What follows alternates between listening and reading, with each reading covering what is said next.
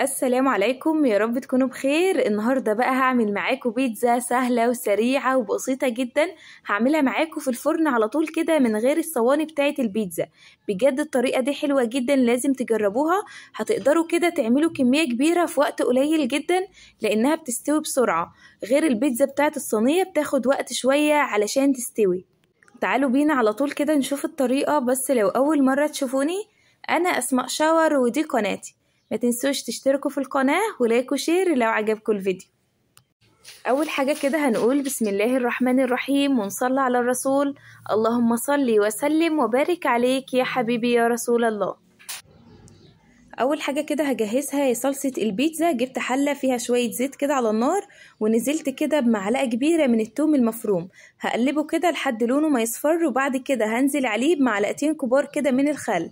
بعد ما نزلت بالخل كده يكون عندي بقى عصير طماطم هحطه بالشكل ده كده. اول الطماطم ما تغلي معايا بنزل بمعلقه كبيره من الملح، معلقه كبيره من السكر، معلقه كبيره من الزعتر، ونص معلقه صغيره كده من الفلفل الاسود. هقلبهم بالشكل ده وهسيبها على النار كده لحد ما تتسبك معايا وتبقى كده الصلصه جاهزه معانا. خلاص هنا الصلصه بعد ما اتسبكت بقت بالشكل اللي انتوا شايفينه ده كده. تعالوا بعد كده نعمل عجينة البيتزا. جبت معايا كيلو من الدقيق، كيلو يعني 8 كوبايات بمج الشاي. هنزل على الدقيق ده بمعلقة كبيرة من الخميرة، معلقة صغيرة كده من الملح، نص معلقة صغيرة من السكر، وبقلبهم في بعض بالشكل ده كده. بعد كده هيكون عندي مية عادية خالص من الحنفية هعجن بيها. لو احنا في الشتاء ممكن تدفوا المية شوية. هضيف المية كده بالتدريج شوية بشوية لحد الدقيق ده كله ما يختفي معايا كده، وابدأ بقى اعجن معايا العجينة. اعجنوها كويس جدا.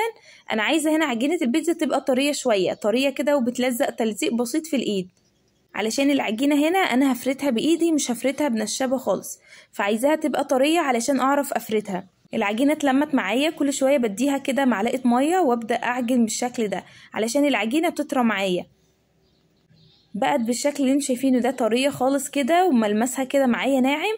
خلاص العجينه جاهزه كده. كورتها دهنتها معلقه من الزيت كده على الوش علشان لما تخمر ما تلزقش معايا في الكيس. غطيتها بقى بالكيس كده وسبتها لحد ما خمرت معايا وتضاعف حجمها بالشكل ده. هفضي الخمر بتاعها بالشكل ده كده، وهبدا اقطع العجينه لكور متوسطه بالشكل ده كده. بقطعها على صينيه مرشوش عليها رشه من الدقيق علشان ما تلزقش معايا في الصينيه. خلاص كده بعد ما قطعت العجينة عملت لي حوالي 11 قطعة. هغطيها بكيس كده علشان وشها ما ينشفش معايا. يا ريت كده الكيس يكون مدهون دهنة زيت او مدهون بشوية من المية كده علشان ما يلزقش في العجينة. سبت العجينة حوالي 5 دقايق بس ترتاح علشان اعرف افردها، وباجي بايدي كده وبفردها من غير نشابة خالص. العجينة طرية فبتتفرد معايا بسهولة. وبخلي كده حرف العجينة من هنا يكون معايا تخين شوية، عايزاها يبقى ليها حرف من بره كده زي ما انتوا شايفين. بعد كده جبت معايا هنا معلقة كبيرة من الصلصة وهدهن وش البيتزا بالشكل ده. جبت كمان معايا بصل قطعته شرايح بالشكل ده كده، حطيت عليه معلقة خل وكده ونص معلقة من الملح وقلبتهم في بعض كده. وكمان معايا هنا فلفل اخضر برضو حطيت على وشها، وشوية من الجبنة الموتزاريلا. طبعا الحشوة دي ترجع لكم، احشوها الحاجة اللي انتوا حابينها.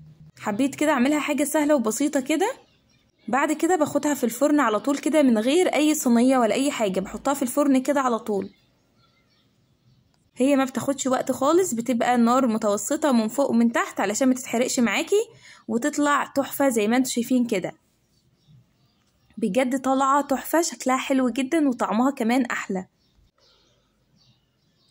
هعمل معاكم واحدة كمان، بس دي هعملها بالجبنة الموتزاريلا بس، صلصة وجبنة وخلاص على كده، مش هضيف لها اي حاجة تانية.